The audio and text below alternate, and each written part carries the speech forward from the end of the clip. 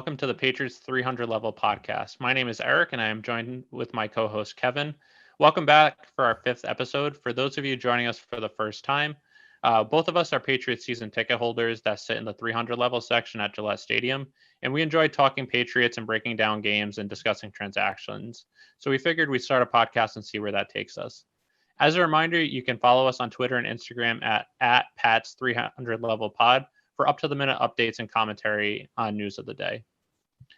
So just to start, Kevin, just wanted to see what your overall thoughts were on the Patriots versus Texans game this past Sunday. Yeah, I think overall thoughts was, first of all, win is a win. So I really like to take that into consideration. But it wasn't a great one. And I think we're both in agreement over that. It was very sloppy for the first probably 40 minutes of the game. But they were able to turn things around at the end. So they were able to come back, beat the Texans, which was put them in a good spot. So that way they're 2-3 now. So it was a really sloppy win, really kind of a bad win against the Texans, but it's kind of been their house of horrors there down in Houston. So coming away with a win is good overall, and getting them just another win that win column. I'm just really glad to see that, and hopefully it puts them in a good position for the Cowboys coming up next. Yeah, I agree completely. Like you said, a win is a win. If they had ended up losing that game, I think that would have been devastating just for what they were doing or where they plan on going the rest of the season. But like you said, a win is a win. In the end, it all counts the same. Mm-hmm. I think part of it might have just been they had so much preparation and all the hype going into the Bucs game that all that energy draining into that it might have. I was worried that we might see a little bit of a setback this week. Mm-hmm. Especially with the defense, and that's pretty much what we saw, at least in the first 40 minutes, like you said, of the game. But overall, there were some things that were encouraging in the game. There were some negative aspects, but hoping that they can get fixed up for this upcoming game against Dallas, which is going to be another big game. So overall, what were your thoughts on the offensive line? I know that was a big talking point going into the game, especially with the Patriots being without 4 of their 5 starters, and considering how bad the offensive line has been so far this year for them. Yeah, no, I think that was probably the biggest storyline going into this game. You have 4 of the 5 starters out. The only starter on the team right now was Andrews going to the game. So I'm trying to see how they're going to piece it together, how they're going to look. And actually, they looked really well. It was only against the Texans, so I wouldn't go thinking like it's against some great pass rush or anything like that. But they did their job. They, for the most part, did really well in this game. Mac wasn't hit nearly as much as he was in the rest of the games. I think it was a 25% pressure rate, which was by far the best for the season. Again, it is against the Texans, but they did do really well. I think Kajus, they could be on with something there. And I think he really could be pressuring some of the other members of the offensive line there. So I really liked what I saw with him. I really was questioning kind of why we didn't see more of him at the start of the season, because he did look like he kind of had some progress in preseason in those games. So it looked like he kind of has the ability to do well. And he's got great feet. If you actually paid attention to how he looked on there, he's got probably the best feet and footwork out of really any of the offensive linemen that they have. So they could be really onto something with him. And Haran played a lot better at left tackle than right tackle. And for some players, just one side of the ball they just play better on. I don't really know exactly the reason behind it, just probably their brain or their footwork or anything like that. But he actually looked a lot more comfortable on the left side of the field on that part. So it was really encouraging. If Wynn or Owenu or Haran have some sort of kind of mishaps going forward, at least you know that you have the ability to kind of switch things up. And last but not least, Steady Teddy. He looked really well in this game, and I was really impressed with what he did in this game. And it's not really too surprising. He was great with them. Not great, but he was good, dependable when he was starting with them when Andrews was out 2 years ago. and he started, I believe, with the Dolphins last year. So Yeah. he is a quality offensive lineman to have. So he's a good piece to have as a backup because he's pretty steady. That's why we call him Steady Teddy. Yeah. No, I agree completely. I mean, this is sadly, I guess surprisingly, the best their offensive line looked all year, Mm-hmm. and it was with missing 4 of their 5 starters. Mm-hmm. Um, so like they only allowed 3 hits, which compared to the Tampa game, Mac got hit, I believe, 13 or 14 times. Mm-hmm. Only allowed 1 sack. Um, Overall, they look great. Like you said, Steady Teddy. He had the 5th highest Pro Football Focus passing grade of any guard in the NFL last week. He's been very dependable when he was with the Patriots. Like you said, he wasn't a Pro Bowl center or anything. He wasn't like he was definitely a little step down from Dave Andrews, but Dave Andrews is also one of the best centers in football. So he gives you consistency. When the Patriots re-signed him this year in the offseason, I was a little disappointed at first because it made it seem like they were re-signing him because David Andrews is gone. And I know both of us are big Dirty Dave Andrews fans. So I was a little disappointed at first, but when I saw that they're bringing him back, I thought it was a really good move. He definitely provides very good depth. He can play any of the inside offensive line positions, both guards and center. And he'll just give you definitely some consistency and dependability. Kajust and Haran held their own. They both played very well. Granted, this was against one of the more inferior defenses they played with Houston, so it's tough to say what this really will translate to going forward. But overall, Kajust and Haran played well. For Mac to only get hit 3 times compared to 13, 14 times last weekend, just being pressured almost more than a third of his snaps before to be pressured less than a quarter is a huge improvement. So overall, I thought they looked great. Yeah. And I think one thing Let's we just just have to keep in mind though too is that the Texans defense doesn't have the type of players the Bucks have in the interior. Yeah, So, exactly. we do have to take it with a little bit of a grain of salt, but it was nice to see in that right direction. Yeah, I agree. And then one thing this is something that you and me have been calling for since probably the first half of game 1. Mm-hmm. But seeing how well Karras did and how much of a weakness the right tackle spot has been since Trent Brown has gone down is it makes you wonder why hasn't Karras been playing left guard and moving Onwenu to right tackle, where Onwenu last year was one of the best tackles in football. Yep. I'm wondering if maybe that makes them think maybe they'll do that going forward. Maybe not, because we've been calling for it since week 1, but it's might be an encouraging opportunity because that might help shore up the offensive line, at least until Brown comes back. Yeah. And I think another thing to add on too is that we could be seeing here, because Onwenu has looked like he's taken a step down. So it could possibly be he just may not be as effective at left guard as he was at right tackle last year. Some players don't translate as well from tackle to guard or vice versa, guard to tackle. So that could be another thing. He may actually be better suited to play right tackle and be better off having Karras in the guard. And that was something we saw years ago with Cannon. I remember both you and me did not like him at all because he was like a sieve in there. But when he was moved to right tackle, everything kind of shored up and he looked a lot better. So some players just, they need one, they're only good in one spot. It's not like they're versatile enough where they could play. They can play, but they're just not as effective in one position as they are the next. Yeah, the one thing I would just add on to that, though, is just with Onwenu, he actually looked pretty decent the first few weeks of the year. It was just the Tampa game where he was pretty horrendous. So it wasn't that he was bad the whole year at left guard. It probably maybe a step down from where he was last year, but he was also rated one of the best tackles in football last year. So it might just be that position, or it might just be one bad game mixed with a little inconsistency here and there. But yeah. Going forward on, I think one of the other big storylines after this game was just the defense. What were your thoughts on how they looked? What kind of turned things around in this game? They were pretty horrendous the first 40 minutes or so.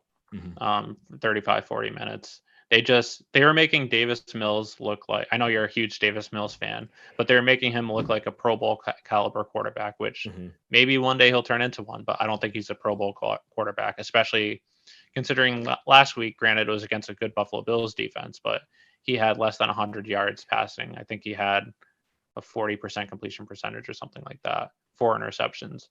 And to make him go from that horrendous performance to this extremely good performance of over 300 yards passing wasn't encouraging. They were without Mills, which definitely might have contributed to it, having to go with Juwan Williams starting out opposite of J.C. Jackson. But they just didn't. They couldn't get any of the key stops. They got some stops on third down, but they allowed all three attempts on fourth down to be converted. A lot of times there were some third down plays where it was third and long, and they allowed it to be converted. They just couldn't get those gotta have it moments. In the second half, they were able to a little more, but it was just a little discouraging. And then especially the defensive backs, after trading Stephon Gilmore, you thought maybe Belichick had some faith in them considering how well they played against Tampa. But J.C. Jackson was pretty bad. Williams was horrendous. McCourty had his worst game in years. So just hoping it's just that off day, off game. Like you said, they historically haven't, or the last 3 years, they haven't played well in Houston. So maybe it's just something to do with that. And it was just an off game coming out of that really hyped up Tampa game. But it's something that they'll definitely need to correct for next week again, or this upcoming week against Dallas, or they'll be in trouble. Yeah, no, I agree. I think you kind of hit on most of those points. I think one of the things that was just so discouraging was that, like you said, they got to have it plays. They got them in third down a lot in the beginning, and they just kind of went right through them. And even fourth down, I think they were 3 for 3 on fourth down conversions. So just the ability to make stops was something that they were not able to do. I think something that helped turn around like the last 20 minutes of the game was, or really the last half, was after that flea flicker. Juwan Williams was benched, and they brought in Bryant in the game and had Jones playing the other boundary and have Bryant play the slot. And I think that actually helped shore up the defense a lot better than it was before. So I think that did help a lot. I think we saw last year Bryant. They had a lot of faith in him. They used him a lot. He looked pretty well last year, except for that one game. So we may be seeing more of him. So I think I'd be interested to see how he looks if Mills is out for a longer period of time. But I think that corner position was kind of the weakest part for that. And then again, Judon had an outstanding game. He's probably the best defender on this team at making plays. So that was just another encouraging game from him. I think anytime he's out there, he's rushing the passer. He's creating pressure. I think he's been probably the best signing that they made this offseason. I go one step further and say he's not only the best defender on this team, I think he's the best player on this team. I don't think he's going to get it, but I think through the first 5 weeks, he should be in the running for Defensive Player of the Year. I know he's second in the league in sacks with 6.5, but it's all the little stuff that doesn't show up in the stats as well. If you actually watch him each play, a lot of times he might be jamming a tight end or jamming a wide receiver or running backs just so that they can get off their route before he pressures, or he's trying to get offensive linemen off their assignment. So a lot of times he's not like a traditional pass rusher where he's just rushing, trying to get to the quarterback. He's doing all those little things on top of it, which is just even more impressive. Yeah. It's, if you actually watch him, seeing him get those tight ends or running backs or wide receivers off their marks is pretty impressive. And he's doing this even sometimes dropping into coverage. He's not your traditional Chandler Jones who just rushes the quarterback or someone like that. Yeah, he's got a little bit of nastiness in him too. He's kind of got that Ravens kind of swagger to him. So I think that's something that's good for this team to have. Because they don't have as much of that right now. Yeah. And then even when he doesn't get sacks, he's getting pressures. So, for instance, this week he had 4 tackles, 2 sacks, 2 tackles for loss. And then he also, in addition, had 3 QB hits. We saw this in the Miami game where he might have had 1 sack, but he also had those pressures where he forced Tua to throw an interception. So even when he's not making sacks and getting on the stat sheet, he's having those plays that are impacting the game. So I guess another talking point after the game was, or just during the game when you were watching it, but even after, is just like some of the Texans coaching decisions of what they were doing. At least to me, it seemed they were doing well, at least in the first half, but then they were trying to get too cute, and that ended up costing them the game. They had some very questionable decisions where even in the moment, like there's sometimes after the fact you can second guess it, but in the moment you're just wondering what the heck are they doing? Yeah, no, I completely agree. I think at the beginning of the game, they were really aggressive. Yeah.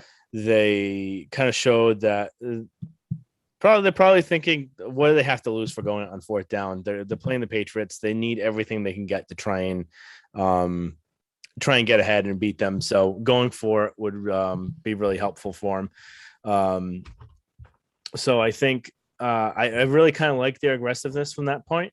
But like you said, they got really kind of cute at the end, having that fake punt where the punter didn't get back. They did the kind of that rugby punt, and then credit to Lawrence Guy for actually causing that block punt. It's not something they mentioned on the TV coverage, because they just kind of showed that it being hit into the I think the long snapper's helmet or whoever it was at that point.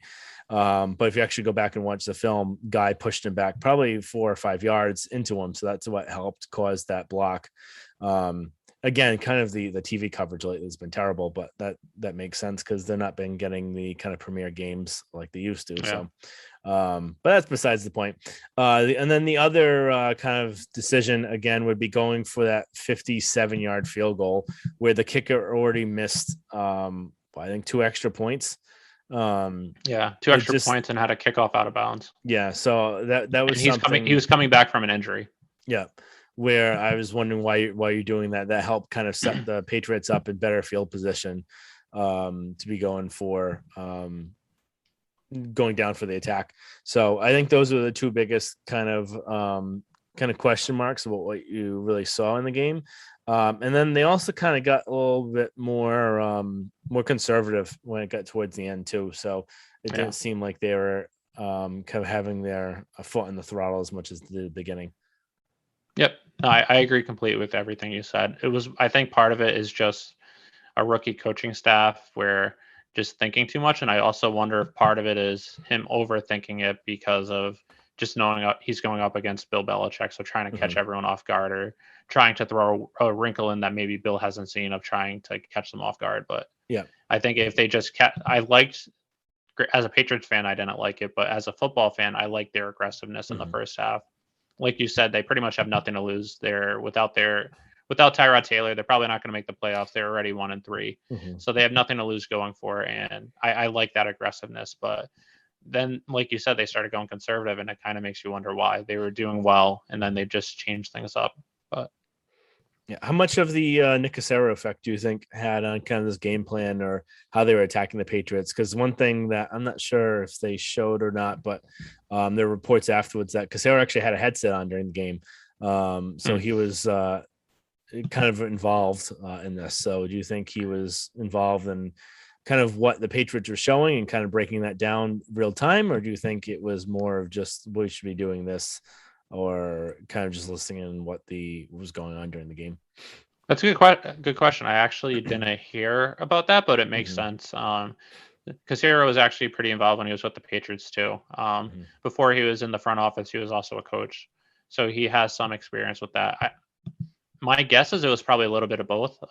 Him helping prepare them going into it of what to expect, and then also in some situations, possibly saying what to do or what he would suggest. But I think he might have had some effect, especially in the first half, considering how well the Texans just completely obliterated the Patriots secondary and just how they put up so much points in the first half compared to how well the Texans typically do. So I think it might have had some effect, but yeah. So what are your thoughts on Mac Jones, in the 5th game of the season? Thought he looked good. He did have some of those throws that you kind of wish you could have back. A couple more than usual, but he had the one interception, which I know you and me are both on agreement on, that it wasn't a good throw, but also part of it was on Aguilar. He should have fought back for the ball. He kind of just stayed back. And that's sort of been something we've seen with Aguilar his whole career, and especially so far with him in New England. He just doesn't seem to fight for the ball. There's another ball. I think in the first half, either first or second half, where he actually got the catch, but Mac threw it to him and he just let the ball come into his body and it was almost tipped. Whereas if he actually extended to catch it, it would have been an easy catch. So just things like that, it makes you wonder, start to question the signing a little bit, and wonder if last year him with the Raiders, along with him in the Super Bowl against the Patriots, if that was more of just an aberration versus who he really is. Mm-hmm.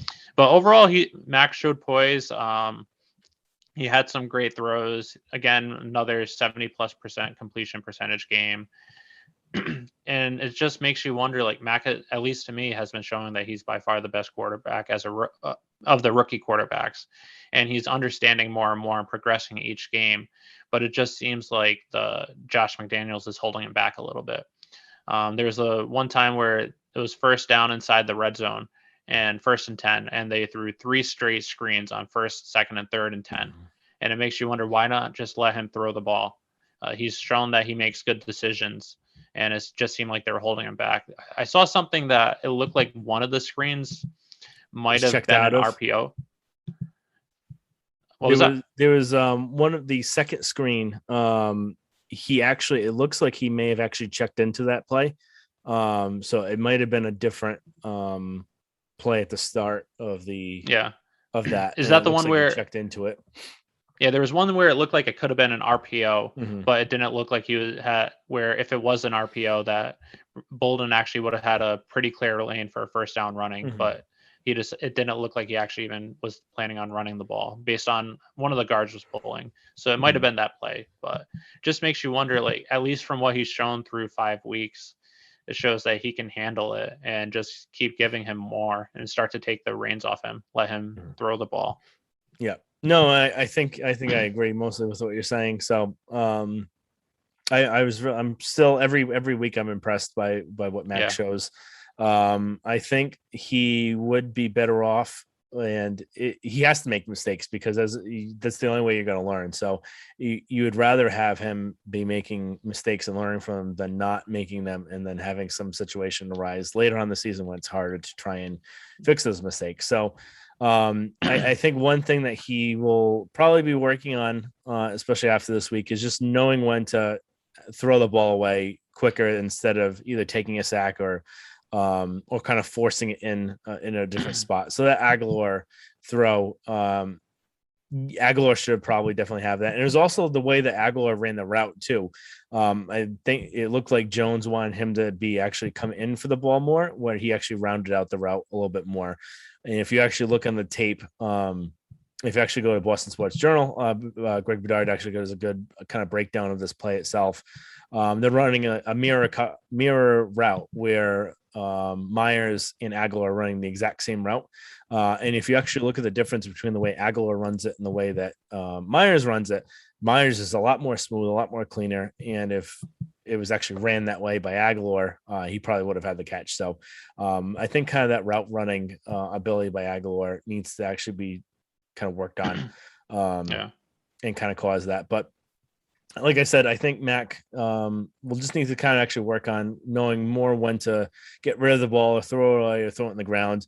That's something that comes with time. That's a rookie kind of thing to kind of go through and say. So it's not anything that's concerning or anything like that. But he was able to lead them down the second week in a row, and this time actually come and get the win. I still think that last week against the Bucks, they could have done that, but that's last week's discussion for that. But I think he showed a lot of poise, a lot of maturity with that. And then I kind of like too, he had the blood dripping down his chin onto his jersey while doing this. So kind of showed kind of the character and stones that he has compared to someone like Jimmy G. Yeah, I was going to say, if that was Jimmy G, he'd probably be on his way to the hospital already. But one more point that I just wanted to say is just on the offense, like I still feel like Kendrick Bourne is one of your best receivers. He has he's very shifty, and it seems like he can get open and get yards after the catch. Yeah. And he's been being utilized more and more each week, but it still seems like they could be using him more. And that's just something that I've been questioning from week one. Yeah. I'm glad to see he's being used more, and he's on pace to like set a career high in receptions and yards and everything. But I still feel like with his skill set compared to the rest of the receivers on offense, he could definitely be used more, at least used more strategically. Yeah, no, I agree completely. I think of all the three main receivers, he's the one that if he gets the ball, he's more likely to do something with than Myers or Aguilar. Yeah. I think part of the reason why he's been slow to come on just for getting the ball in his hands, he's had a lot of kind of mental mistakes in like preseason in the beginning of the year Yeah. where he's not on like the same page as what the play is, or he doesn't know where he's supposed to be going. But at some point you have to try and know you can put the ball in his hands one way or the other. So either doing end arounds or simple straight kind of plays where you don't have to have everything complicated. If he's a playmaker, you need to get him the ball, make some plays, which is kind of the same sort of opinion I had last year with Harris, where Harris last year was the best offensive player on your team. You get him the ball no matter what. You have him do wildcat, you have him do screens, you have him catch the ball, run the ball. You want to give the ball to your best player as many times as you possibly can. So I think that's something we both agree on. I think hopefully it looks like it's starting to kind of show up now. Yep, I agree. So I think next thing is just 3 up and 3 down. Who are your 3 up? All right, who would you say your 3 up are? Yeah, I'll go with all 3 and then I'll kind of explain them all. Okay. So Matthew Judon. My next one would be Ted Karras. And then my last one would be Nick Folk. So I know we discussed a little bit beforehand, but I was just thinking during this, I completely forgot about Nick Folk and kind of the impact he had in this game. So Matthew Judon, like I said, he is probably the best defensive player on this team, one of the best players on this team. And I can't imagine where they'd be without him. He's a huge playmaker for this team. He gets the ball. He's always causing pressure. He's getting penalties called against the offense for holding, and they're missing a lot of the calls too, where he's being held a lot too. So just the amount of pressure he's able to give, he is probably one of the best edge players they've had in a while, and he was a terrific signing. Ted Karras like I said, he was steady Teddy again. He had a bunch of pancakes during the game too, so he was able to kind of throw some people around, which was nice to see. And I'm interested to see after this game what they might do, knowing how he looked in this, and they might not have to. He might not have to force the hand because right now, the report from today, and today's only Wednesday, but Wynn and Wenu are still out. So I'm not sure what the reason is behind that. So I don't know if both are still COVID related, but you would have to think that whoever was just a close contact maybe had tested positive afterwards. And that's the reason. And then the other one that was vaccinated, it would probably have to wait the whole 10 days if they're still testing positive. So Karras could still end up starting next week just based on that. But and then also going along with that, Mason, even though he was at practice, he did not participate. So we don't know if he'll be ready for Sunday as well. Yeah. And then just the last play, Nick Folk, he made a bunch of field goals. If it wasn't for him, they wouldn't be in this game. And even he's made, I think he missed. Did he ever miss extra point this game too? Yeah, he did. He had a missed extra point, but he made all the field goals. And other than really that missed field goal last week, which was in the rain, he's been probably the most steady kicker I've seen in quite some time.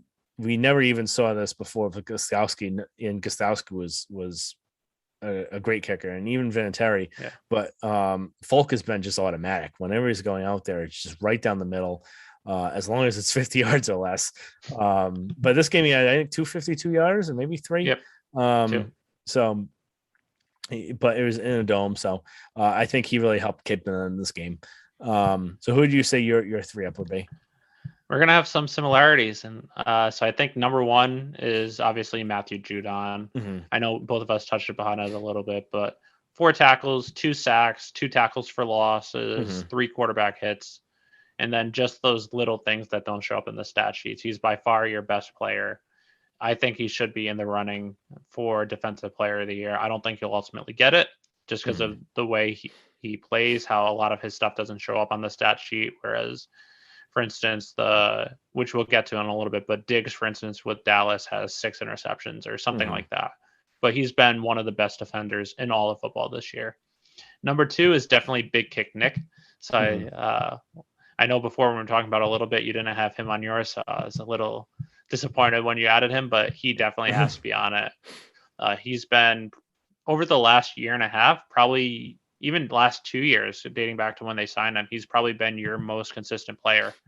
I think in his entirety with the Patriots, he missed, I think, 2 or 3 kicks his first year, which 2 of them were in bad weather. And then he hit all the rest. Last year, he missed 2 of his first 3, and they were long kicks and kind of not great weather, but not bad weather.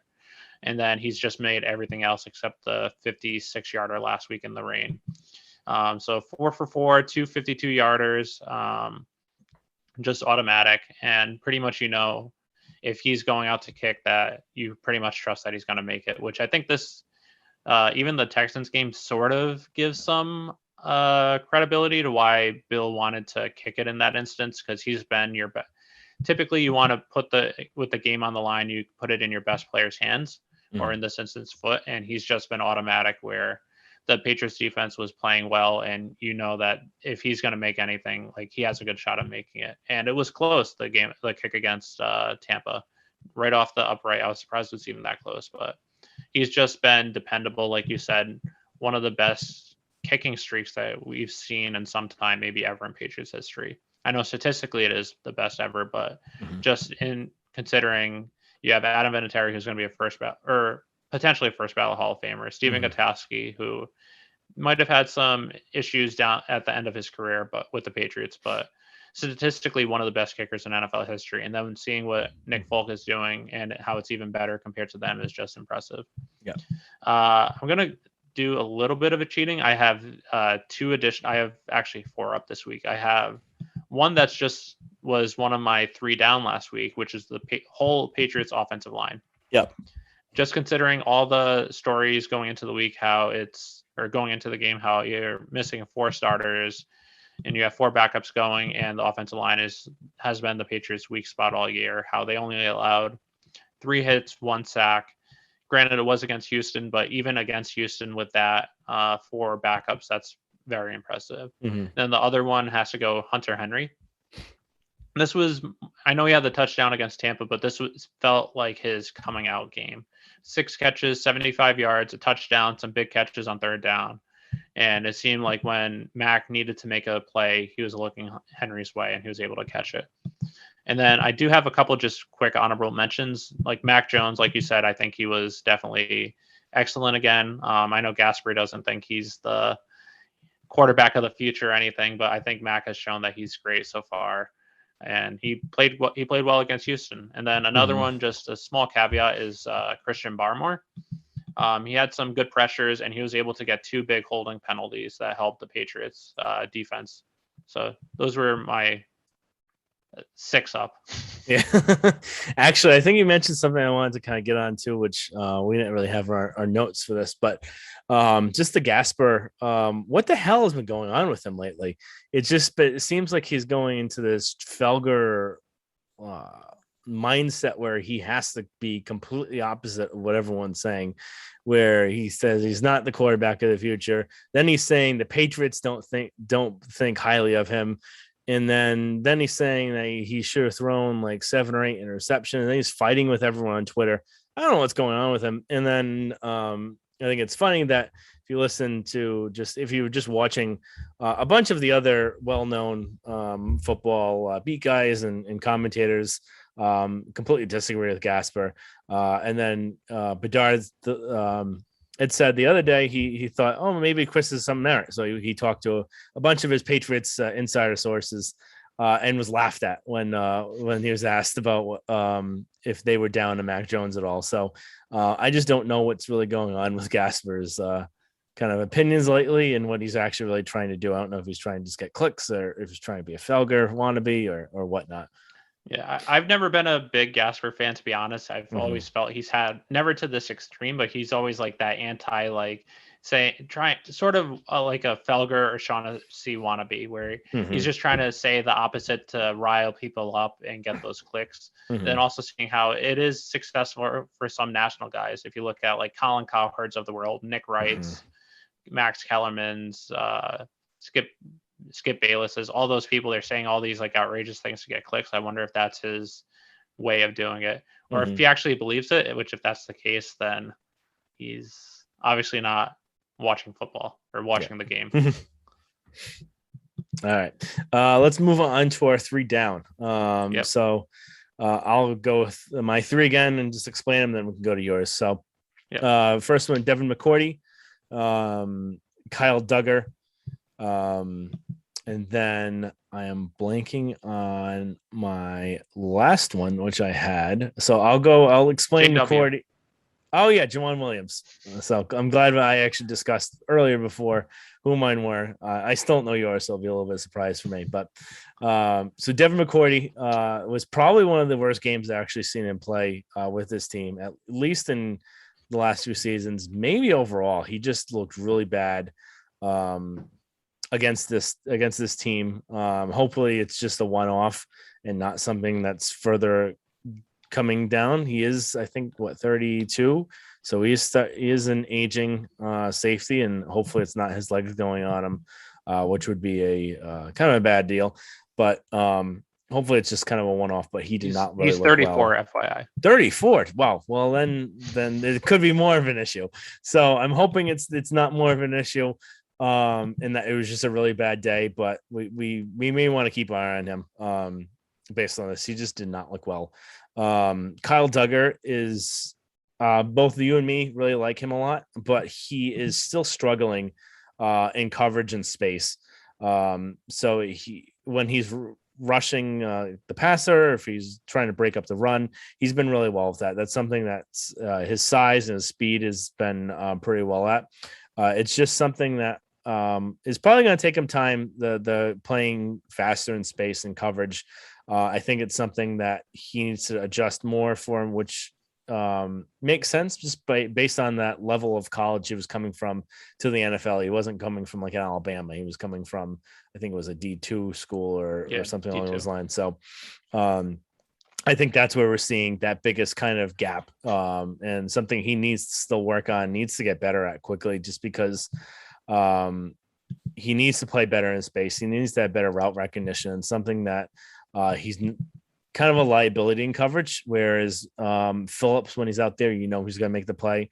Duggar was not really well in this game with that. And then the last point, Jawan Williams, again, when he came out of the game, they played a lot better, and he just did not look great in this game. Didn't look good in the flea flick. I'm not going to kind of give them too much against him on that, just because it was a trick play, but he did have coverage on him, and then even once he knew it was a flea flicker, that's when he froze. So I'm not really sure what kind of happened there, but he's been kind of really all over the place this year. He's had a good game. He's had a couple bad games. So I don't really know what to fully think of him. I'm leaning towards that he's kind of a bust, where we've seen this a lot with second round corners from Belichick. I've always hoped that he was going to be better, just because he's got the size, and that's something that you really want to see with a corner, size and speed. So, but he's just, I really don't know what to think about him right now. Yeah, no, I agree. So I guess with my 3 down, my number 1 has to be JC Jackson. So in the game, he allowed 4 of 6 for 90 yards, a touchdown, and a passer rating of 141. And then he also had pass interference and a defensive holding penalty. And then last 2 games, 10 of 18, 165 yards and a touchdown. I think one thing that was on the broadcast was a little unfair was they were blaming him for that touchdown that he gave up, which I don't really think it was his fault. He made a good play on the ball. That was McCourty's fault. Play. Yeah, 100% McCourty's fault. I have no idea what he was doing on that. It looked like he was expecting it to be overthrown and was going for the interception, where the receiver caught the ball, which if he was playing the receiver and not playing the ball, he would have tackled him. but instead, since he ran by him, it allowed the touchdown. So I blame that a lot more on McCourty. I thought J.C. Jackson made a play on the ball. Wasn't perfect coverage, but at least wasn't bad coverage either, especially since he knew he had the safety over the top. Mm-hmm. But besides that, penalties, allowing some of the catches, especially after trading Stephon Gilmore, J.C. Jackson's now the number one cornerback, and you have to expect better production from your number one. And especially with us going up against the Cowboys next week or this upcoming Sunday, he has to perform better than he did on Sunday. And Jackson's been inconsistent this year. Last year, he should have been an all-pro corner. He wasn't, but also part of that was he had Stephon Gilmore on the other side. So he wasn't going up against the number one cornerbacks. So it just makes you wonder, who is he going to be? Is he really going to be a number one corner? And then there are implications for the rest of the season, but also when it gets to the offseason. If he's not consistent, do you sign him to be your number one corner going forward, especially with how much money that's going to cost? And if you don't sign him, who's your number one cornerback going to be next year? Yep. So I'd say number 2 is Juwan Williams for everything you just said. Stat-wise, only gave up 2 catches, but 2 catches for 77 yards, a touchdown, and a perfect passer rating against him. Just looked lost a lot of the game and then was benched. So I don't think I have too much more to elaborate on that you didn't say. Mm-hmm. Number 3 is Damian Harris with a caveat. So I thought Harris actually ran the ball the best he has all year. 14 rushes, 58 yards, 4.1 yards per attempt, and a touchdown. And it just looked like he was moving the ball. He was running well. He was breaking tackles. He just kept, when he got contact, he just kept his feet moving and kept going. Mm-hmm. He was finding holes and rushing through them. So I actually thought on that aspect, he actually played pretty well. Part of it might have been because the offensive line was playing its best game too. But the reason why he's the 3 down is that lost fumble could have been the reason why they lost this game.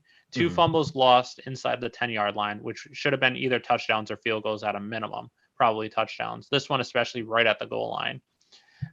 That's just something you can't have. A fumble is bad anywhere, but especially when you're in red zone territory and either going to get a touchdown or a field goal, that's something you can't allow happen. I know that he's been historically known for walking around Gillette Stadium with the football and everything, but it makes me wonder. I know the movie that came out in the 90s where the Buffalo Bills won the Super Bowl, where they had all backups playing. I forget the name of it. But where the running back in that, since he was a backup, he was holding the ball. The quarterback made him hold the ball going through everywhere. And he told all the teammates, if you see him with the ball, try and punch it out, because he kept fumbling. Mm-hmm. And that helped him. I know it's a movie and it's an analogy, but that might be something where it might actually help him if people are coming from behind him and trying to knock the ball out. Yeah. Just might help with ball handling skills. I know historically he doesn't have fumbling issues, but those 2 key fumbles are killers. No, I completely agree. All right. So just going down to kind of news from the league that we get the 3 up, 3 down. I think the first topic overall, everyone has been talking about just the John Gruden situation. What were your thoughts and opinions on that? I guess I'm just surprised at how fast it just transpired. Where last Thursday or maybe even Friday morning, he's the head coach of the Raiders. No issues at all. You could argue if he's a great coach or not, but seemingly no issues going forward. And then before Tuesday morning, he's out of the NFL probably forever. So just how quickly it transpired. Definitely what he said is not right. It's not acceptable. But I think the one aspect that makes you kind of scratch your head is this was an investigation into the Washington football team where there were 650,000 emails based on workplace harassment, workplace issues going on. The only thing we've heard that has come out of it is from someone that wasn't an employee of the team, wasn't an employee of the NFL, and was using this from a private email. I'm not by any means defending him at all, but it makes you wonder, what is that? Does the NFL have an agenda where the investigation is about one of their owners, Dan Snyder? This is league that is run by the owners, and nothing's coming out about him. But it's coming out where it makes you wonder, did John Gruden do something to piss off the NFL where they have this sort of as blackmail, for instance, to use against him? I know one of the emails was him criticizing Roger Goodell. Did Roger Goodell see that and didn't like it, so he used that against him, and he kept feeding the league? And then also, it just makes you wonder, what is there something the NFL is hiding, or is there more damning evidence? There's something that they showed about John Gruden that was bad. Even Adam Schefter, something came out about him having someone in the Reds or the football team organization just read through an article that he had. It wasn't any damning piece or anything. It was just like, do you have anything that you would change? So two people that aren't NFL employees, aren't coaches or anything in the NFL at the time, it's coming out against them. It makes you wonder, what does the league actually have on the Dan Snyder or anyone else that actually works for the Washington football team? Both ESPN employees at the time too. I think I come from the same point with you. I think what Gruden said was something that he had to leave the team. It's not something that you can lead the team knowing that you've said kind of those things, especially with Nassib in the team. And I think it's something that's really kind of affected him too. Knowing it came from Gruden, someone that he really respected. So it is not the terms that he used were unacceptable. But it also, the thing, like I agree with you with the NFL, is these were personal emails, and you think, well, this was kind of the same sort of thing as texting back in the day, because if you think about it, 2010 texting only started coming around then when it got really big. It was around for a few years beforehand, but emails were probably the primary mode of kind of communication. So just think of it as if someone was going through his personal phone. It doesn't make it right or him in the right for saying this sort of thing, but it also doesn't make the NFL right to go through this kind of information and release that too. So especially as now that seems like it was more agenda driven than actually trying to right the wrong. It looks like it's a cover up for something else. What are they trying to hide? There's something. They have 650,000 emails. Is there something bad about Snyder? Is there bad about another owner that they're trying to cover for? Or is Roger just upset about Gruden from what he read on his own, and he was like, I'm just gonna get rid of him? But at that point, what other emails are they holding over other people's heads? So it goes down a slippery slope, which does not look good for the NFL. Yeah, and then the other thing with it is, yes, what Gruden said was not right, but it also seemed like they knew that they didn't really have much leeway that they could suspend him, because he wasn't an NFL employee, and it was from a private personal email address. But it was pretty much giving the Raiders, by them initially leaking it, they wanted the Raiders to take action and fire him. But when they didn't after the first email, they released more emails showing more things that he said. And there were reports coming out that they were planning on releasing more and more emails until either he resigned or the Raiders fired him. So essentially blackmailing him or the Raiders to do something. Yeah. Which kind of shows like the organization of the NFL now. Yeah. Yeah. It just gives a bad taste in your mouth about both parties. So yeah, I agree. Yeah, I think we kind of addressed what needs to be addressed there. Jimmy Garoppolo not making the start. Any thoughts on that? Just glad he's not our Patriots quarterback. So he has a calf bruise, and after the game, he says he thinks he's going to be out a few weeks. And then afterwards, like a couple weeks ago, and then Shanahan said that he might be able to come back, pretty much kind of dismissing the injury. And then he goes through all week of practice, doesn't practice, and then he's declared out, which is, I know we discussed this last week, but your NFL career is potentially on the line as a starter. And if you're not able to come back from a bruise, then how can any other team, either the current team you're on or a future prospective team, really value you as an NFL quarterback? So he misses the game. And then Trey Lance doesn't play great, but he's also a rookie, so you're not really expecting too much of him. And then Trey Lance has a knee sprain, either a knee sprain or slight tear. I forgot which one, but so he got that, and then they have a bye this week. It's interesting to see if Jimmy will actually come back for the next week, having 2 weeks off from a bruise, or if Lance, with a more severe injury, is able to come back before Jimmy. If that's the case, then that's really telling of Jimmy, and I don't think any team will give him a shot as a starting quarterback. They might sign him as a backup, but if Lance is able to play before Jimmy with a more severe injury, then I don't see any team in the near future planning on having him be their starting quarterback. Yeah, no, I agree completely. I think that we kind of talked about this a lot last week, but yeah, I think just the toughness that he's not showing is really kind of off-putting, and I'm glad that we actually don't have him, because a lot of the hits that Mac had taken this year would probably have knocked Jimmy out for at least 6 weeks. So knowing that makes me happy that we have Mac instead. And just the other thing, teams like the Steelers, teams like let's say the Texans, teams that may be looking for a quarterback after this year, teams like the Packers, maybe if depending on how they feel about their quarterback situation, it would probably have to think twice now if they wanted to give Jimmy an offer, and something I probably would be really hesitant to give based on just his injury history and his willingness to play through something. But I think we've talked about Jimmy a lot. Just going on to just other competitors in the AFC this week.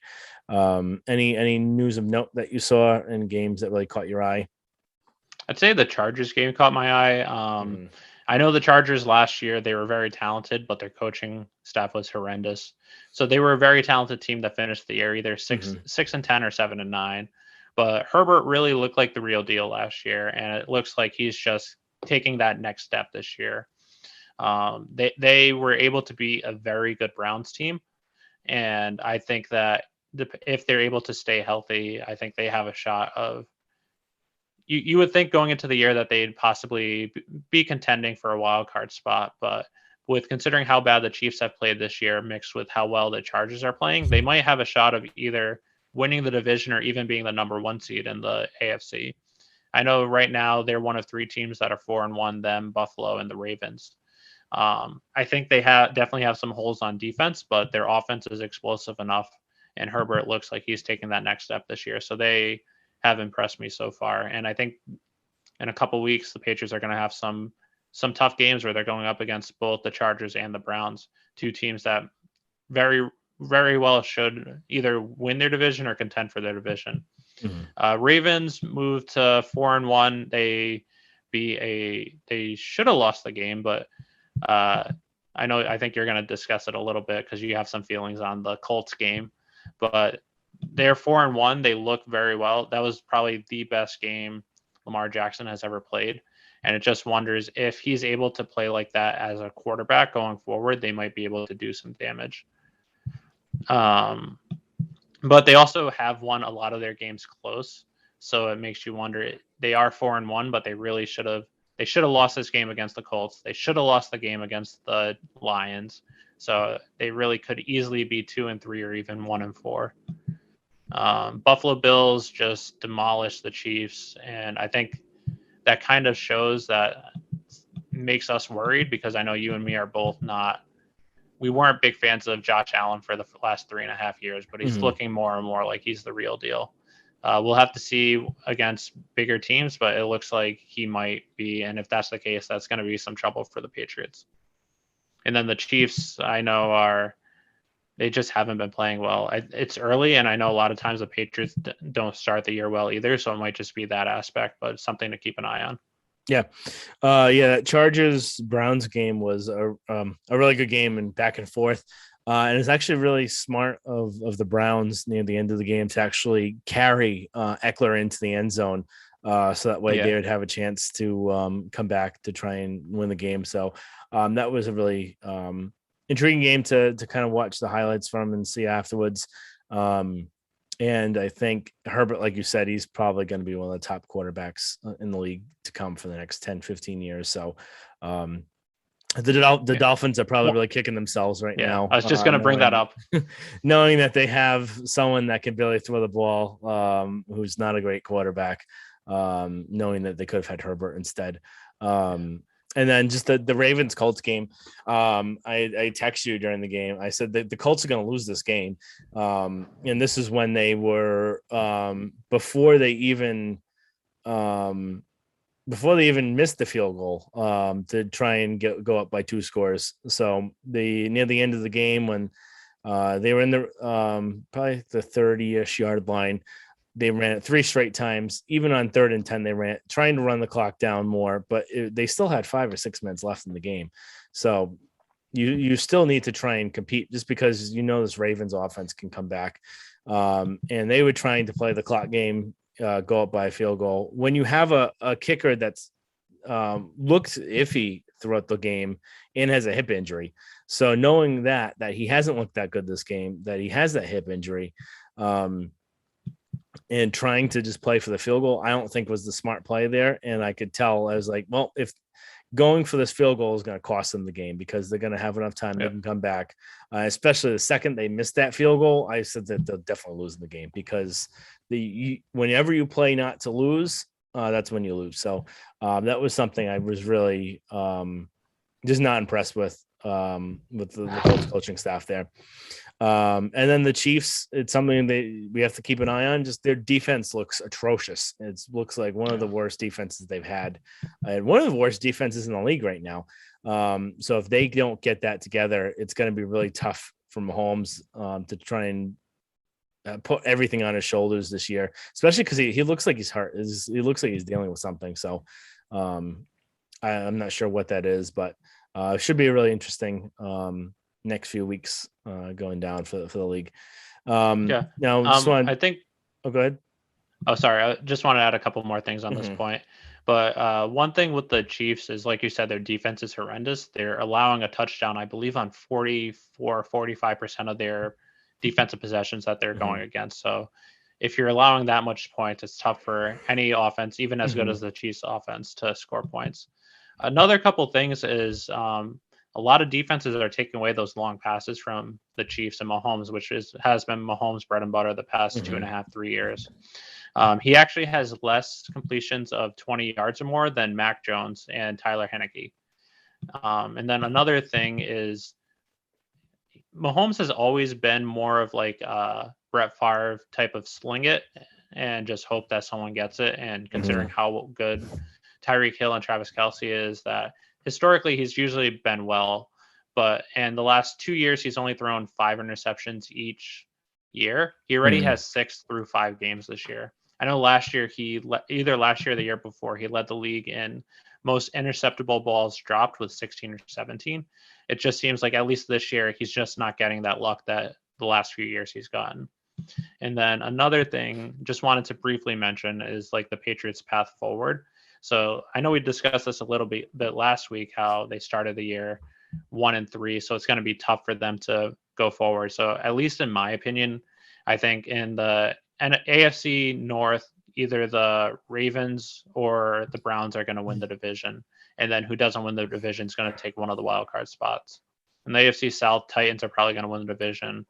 AFC West, I think either the Chargers or the Chiefs will win the division. I think the Chiefs ultimately figure it out, but whoever doesn't win the division, I think is ultimately going to get one of the other wild card spots. Right now, it looks like Bills are probably going to win the AFC East. So Patriots' path forward after starting 1-3 is they have to go for that last wild card spot.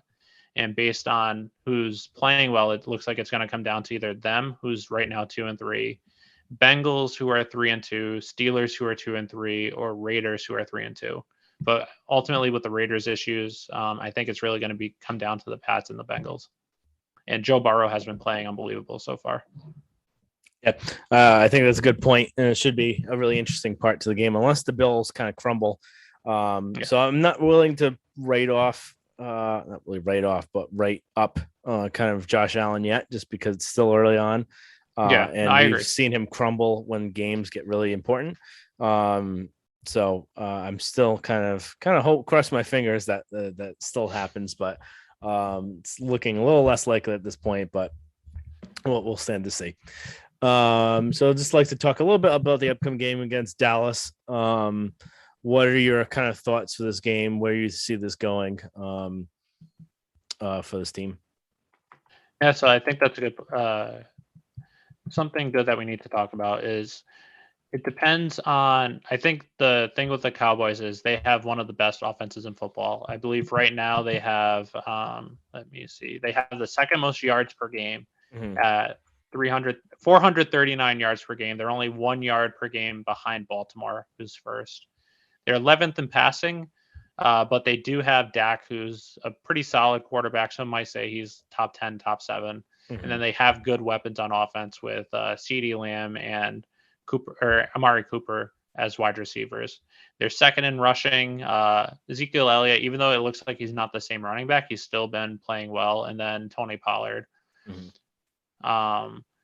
And they have second most rushing yards. They're averaging 173 yards per game rushing. And the Patriots, through the first 5 games, their weak spot on defense has been their run defense. So this is going to be a big challenge for them. They're second. Dallas is second in rushing behind Cleveland. And then they also have the second most points per game at 34, only behind Buffalo. So defense is definitely going to have their hands full this game. However, as good as the Cowboys offense is, their defense is almost as bad this year. They're allowing the second most passing yards allowed, 8th most total yards, 4th most yards per play, 5th least pressure percentage, which is at least good going into this game for the Patriots because outside of last week, their offensive line has been pretty bad. They have the 8th most missed tackles, and then they're also the most penalized defense in football. So Patriots offense, if Josh McDaniels allows Mac to sling it and just open up the offense a little more for him, I think it should be a close game. It just means that the Patriots, one of their issues so far this year on offense is they're not able to convert for touchdowns when they get inside the 35. A lot of times they have to settle for field goals. In this game, you have to convert those inside the 35-yard drives, and you have to get touchdowns on those. One issue which makes me a little concerned that Josh isn't going to open up the offense for Mac is just that even though Dallas's defense does have all these issues, they are leading the league in interceptions.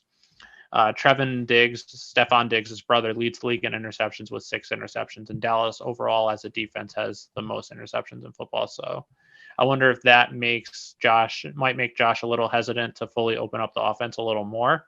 It might play a little cautious, but I think considering everything else, they need to start opening up the offense a little more, especially with Dallas's, outside of interceptions, Dallas's deficiencies on defense. Yep. Yeah, and I think we're probably going to see kind of a similar type of game plan that we saw against the Bucs, where they're trying to kind of limit the amount of touches that the Cowboys offense gets, just because that's their strength of this team. So trying to keep the ball in our hands, limit the amount of touches they have, thus limiting the amount of points they can get. I think the 2 biggest things I'd be worried about on defense would be, again, Trevon Diggs, like you mentioned. Also, Micah Parsons has been really good for them too. So kind of just keeping aware of those 2 players.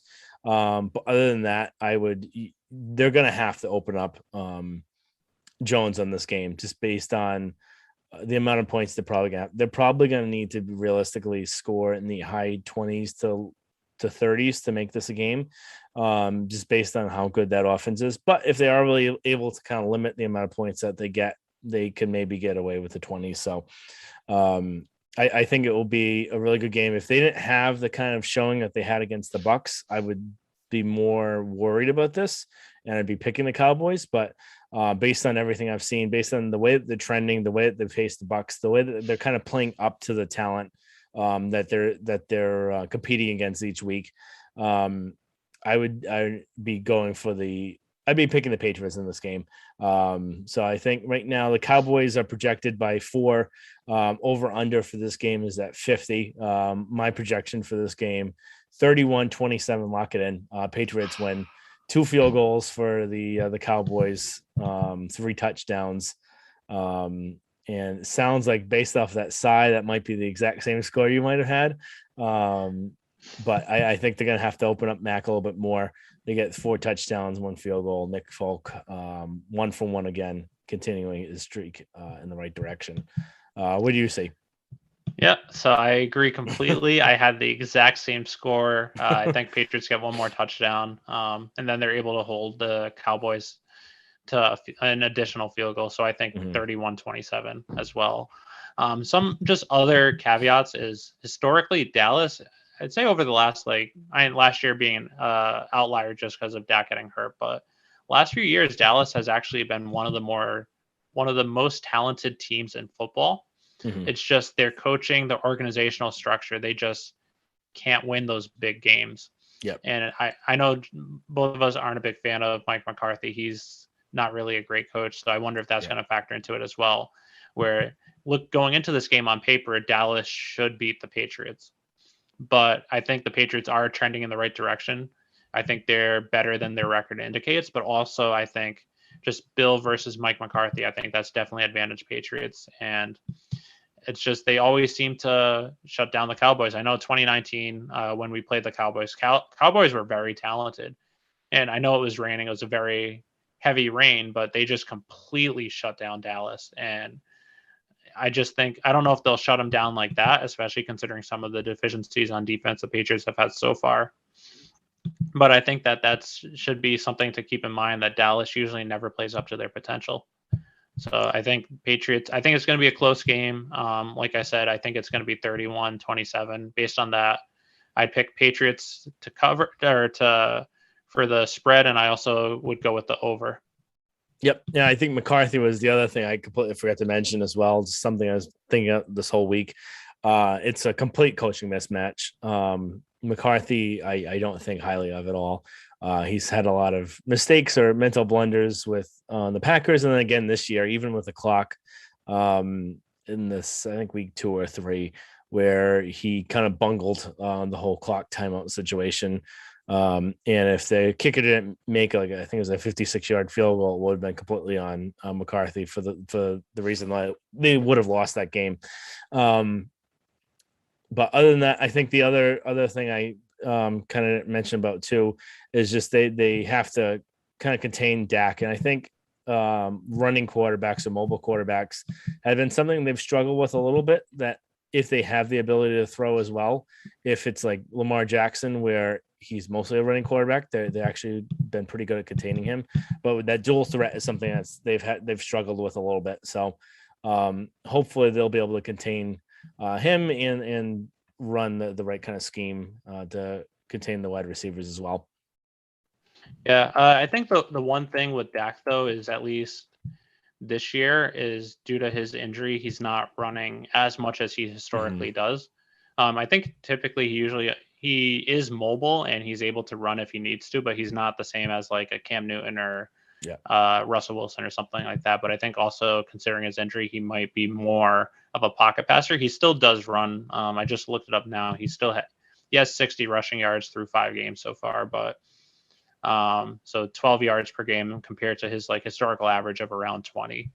But just I think if they're able to keep him in the pocket and get some pressure on him, I think that they'll have a decent shot. They just also have to stop the run, which has been their biggest issue the last 3 years. Yeah. But if that means even if they do give up rushing yards, but they will limit the rest of the offense, that might be the sacrifice they might be willing to take. Yeah, and then as long as they're able to, even if they allow those rushing yards, but just like they did against the Bucks, just let them get yards, kill the clock, but just hold them to field goals instead of touchdowns. Yeah, no, agree completely. And with that note, looks like we're out of time for today. Just like to thank everyone for listening. Again, we can be followed at Pat's 300 level pod on Twitter and Instagram. And then just remember to subscribe, rate, and review on iTunes or Spotify, and keep us going. Thank you very much, and listen to us next week.